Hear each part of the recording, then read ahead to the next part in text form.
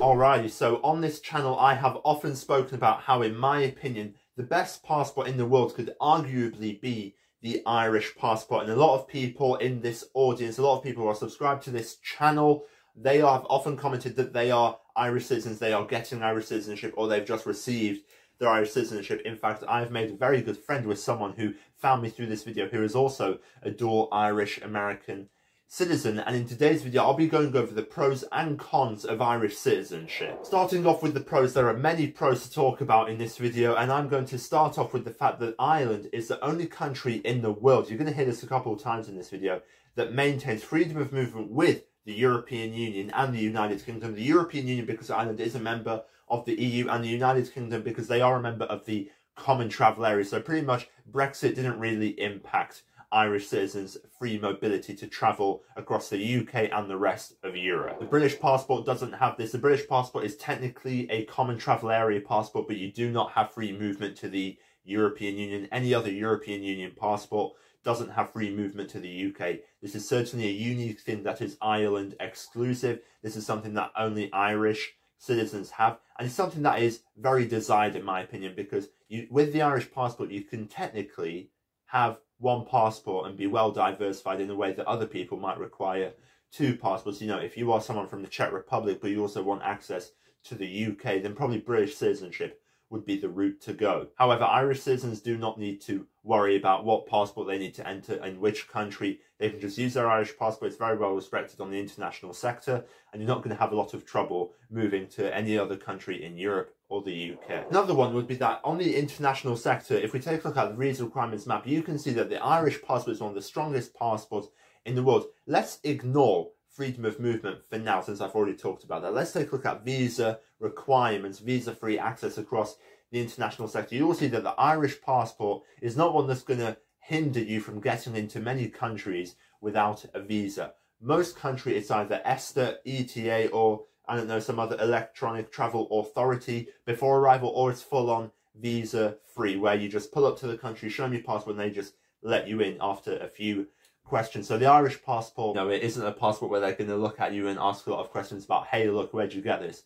Few problems that some citizenship by investment program countries have. But with the Irish passport, you know, it's very well respected, it has a good reputation, it's a very strong passport. And another major benefit, this is one that is also exclusive to the Republic of Ireland only. I actually learned this from a user who commented under one of my videos talking about Irish citizenship. I didn't actually know this to begin with, is that Ireland is the only country in the world that has a working holiday agreement with the United States. So pretty much working holidays are very famous with a country like Australia, where you go to Australia for 1 to 3 years maximum, and you're sort of on a holiday there, but you're also working at the same time. Well, if you want to do a working holiday in the United States, Irish citizens can do that. It's exclusive to Irish citizens. I don't know why it's just for Irish citizens only. It sounds like a very good program. You hear a lot of Irish people saying how they worked in America for a year. Well, this is how. And the final benefit that I'm going to be talking about in this video is one that most of you who are subscribed to this channel, who have watched a lot of my videos in the past, will know that I take very, very seriously. And that is that Ireland as a country, the Republic of Ireland,